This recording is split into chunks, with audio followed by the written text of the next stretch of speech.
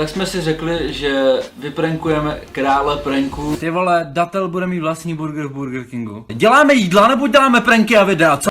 Chcete informaci? Ten burger bude fejkový jako jeho pranky. Blbeček, který si kupuje cheeseburger v McDonaldu, bude říkat, že vole, v mém hamburgeru nebude kvalitní maso. A blbeček, nebo vlastně dva blbečci, o kterých celá republika nebo všichni, co znám, se jim smějou za to, že mají fake pranky, bude říkat mně, že mám fake pranky. Jsme potřebovali natočit falešné video, jak říkáme, že všechny naše videa jsou fake. Já si snažím vysvětlit, jak to funguje a že to prostě funguje, jakože nám to na YouTube bude. Ale pravda je ta, že blbujete lidi prostě.